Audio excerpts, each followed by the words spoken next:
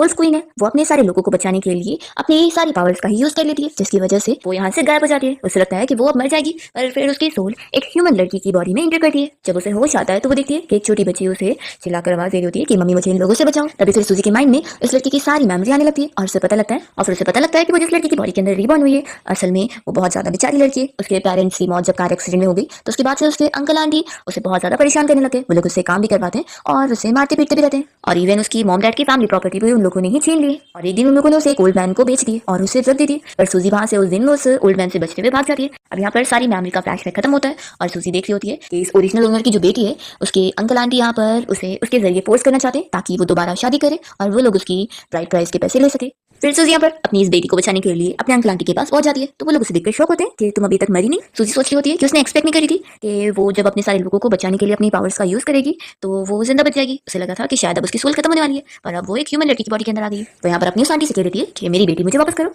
तो उसकी आंटी गुस्सा हो जाती है कि तुम्हारी इतनी हिम्मत, लगता है मैंने जोर से नहीं मारी थी तो इस बार तुम्हें अच्छे से मारना पड़ेगा। तो सूजी यहाँ पर इन्हें एक थप्पड़ लगाती है और उनके दांत निकल के गिर जाते हैं। तो फिर वो चिल्लाने लगती है कि इस लड़की को मारो। तो सूजी के अंकल फिर से मारने आ जाते हैं पर वो एक स्क्रैच में उनका वेपन तोड़ देती है और उन्हें गिराकर फिर उनके पैर रख देती है। तो अंकल फिर डर जाते हैं और उसे कहने लगते हैं कि मैं तुम्हारा अंकल हूँ तो तुम मुझे कैसे मार सकती हो, हम लोग बैठ के बात कर सकते हैं। सूजी कहती है कि अब जो बात करना है वो तुम लोग जाकर किंग ऑफ हेल से करना। और फिर वो यहाँ अपनी पावर्स का यूज कर रही होती है इन लोगों को मारने के लिए, पर उसकी बॉडी तभी इतनी वीक पड़ जाती है कि वो अपनी पूरी पावर्स यूज नहीं कर पाती। तो फिर वो इन लोगों को धमकी दे देती है कि ठीक है मैं तुम लोग को जाने दे रही हूँ, निकलो यहाँ से,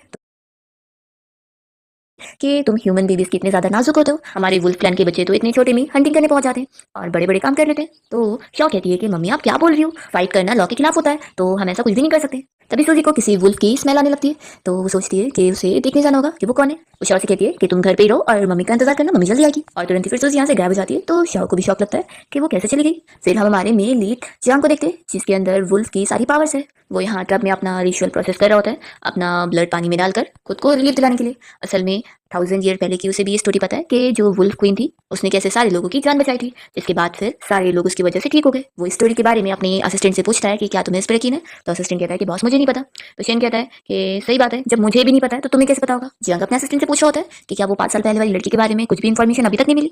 तो असिस्टेंट कहता है कि बॉस अभी तक नहीं मिली। फिर इतने में जियांग के ऊपर वो वुल्फ की पावर का असर कुछ ज्यादा ही बढ़ने लगता है, तो उसका असिस्टेंट तुरंत ही फिर हेल्प के लिए बुलाने जाता है। और तभी हम देखते हैं कि सूजी यहाँ पर पहुंच जाती है और वो बहुत ज्यादा खुश होती है कि उसने एक्सपेक्ट नहीं करी थी कि उसकी असली पावर इस दुनिया में भी काम करेगी। यहाँ पर वो ऐसे गायब होकर अंदर पहुंच जाती है कि गार्ड्स को भी पता नहीं लग पाता। जैसे ही सूजी फिर यहाँ जियांग के पास पहुंचती है तो उसे कहने लगती है कि ह्यूमन लड़के तुम्हारे अंदर वुल्फ क्लैन की पावर है। तो यहाँ पर जियांग शॉक हो जाता है कि ये तुम्हें कैसे पता। यहाँ पर वो अपने तलवार से फिर उसके ऊपर अटैक करने जा रहा होता है, पर सूजी तुरंत ही अपनी पावर की मदद से उसे रोक देती है और वो शॉक हो जाता है कि वो हिल भी नहीं पा रहा है। वो सोचने पड़ जाता है कि ये लड़की बिल्कुल उसे वो 5 साल पहले वाली लड़की की तरह क्यों एहसास दिला रही है। और फिर वो याद करने लगता है और हमें फ्लैशबैक में दिखाते हैं कि सूजी जो उस दिन ड्रग के नशे में थी तो उसने जियांग के साथ ही नाइट स्पेंड करी थी।